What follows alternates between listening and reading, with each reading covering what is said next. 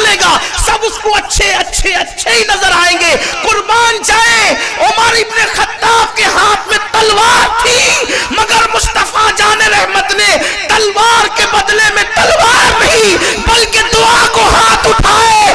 تلوار لانے والا عمر ہار گیا, دعا دینے والے مصطفیٰ جان رحمت جیت گئے اور ہمیشہ کے لیے عمر غلام ہو گئے.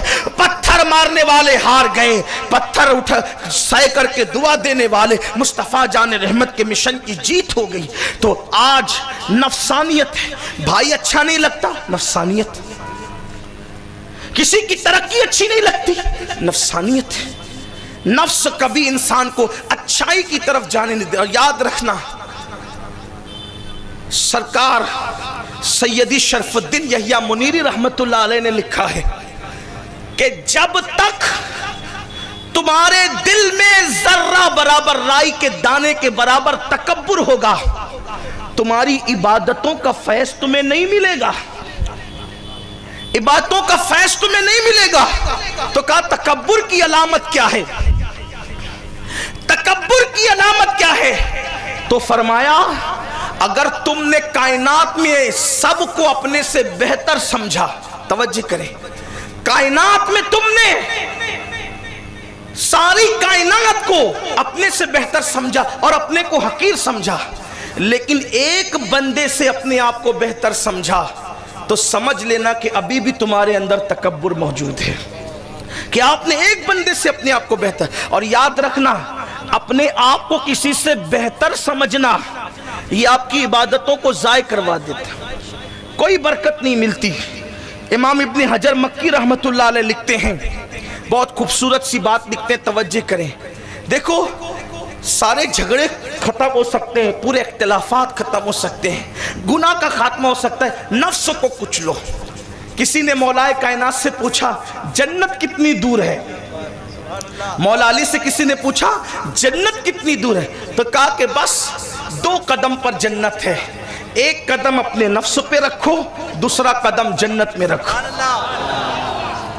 کوئی نفس پہ قدم, نفس کہیں جھگڑا کرنا کا نہیں کرنا, نفس نے کہا اس سے نہیں ملنا کا ضرور ملنا, نفس نے کہا اس کو سلام نہیں کرنا ضرور کرنا, نفس نے کہا آج چوری کرنا نہیں کرنا, نفس نے کہا وضو نہیں کرنا ضرور کرنا. اس لیے کہ جس کو نفس کہتا ہے وضو مت کرو, سخت سردی ہے وضو مت کرو, بیمار ہو جائے گی وضو مت کرو, ایسے میں جو ٹھنڈے میں وضو کرتا ہے اللہ اس کی مغفرت کر دیتا ہے.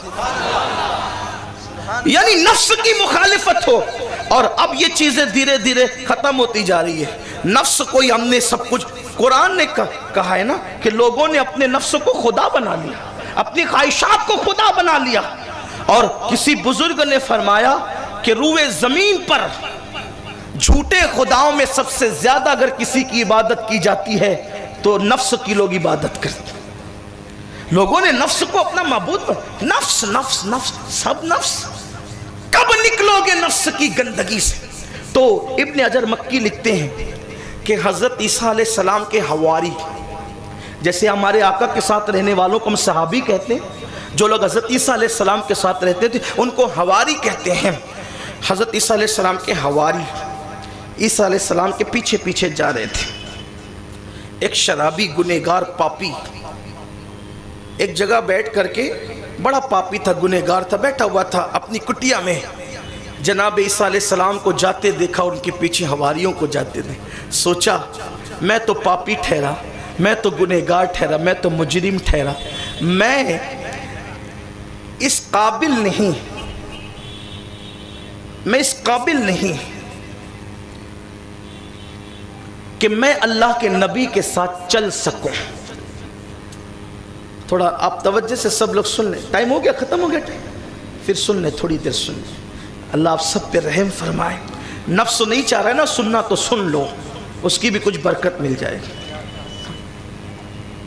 اس شخص نے سوچا میں تو پاپی, میں تو گنہگار, میں عیسیٰ علیہ السلام کے ساتھ چلنے کے قابل نہیں, لیکن اگر میں چند قدم چل لوں گا تو عیسیٰ علیہ السلام کی نبی کی برکتیں مجھے بھی نصیب ہو جائیں.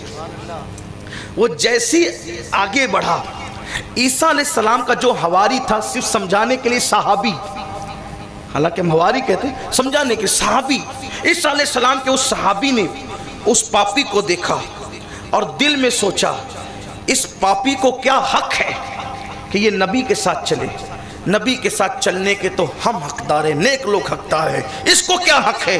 اللہ نے حضرت عیسیٰ علیہ السلام پہ وحی نازل فرمائی، عیسیٰ اس پاپی سے بھی کہہ دے اور اپنے صحابی سے بھی کہہ دے کہ دونوں کے اعمال ہم نے ختم کر دیے، اس کے پاپ ختم کر دیے، اس کی نیکی ختم کر دی، اس کی عاجزی نے اس کے پاپ ختم کروا دیے، اس کے تکبر نے اس کی نیکیاں ختم کروا دی۔ اب دونوں کو کہو کہ دونوں نئے سرے سے عمل کریں، دونوں نئے سرے سے عمل کریں۔ آپ مجھے بتائیں کوئی تھوڑی سی 5 وقت کی نماز پڑھتا ہے اور دوسرے کو اپنے سامنے کچھ سمجھتا ہی نہیں،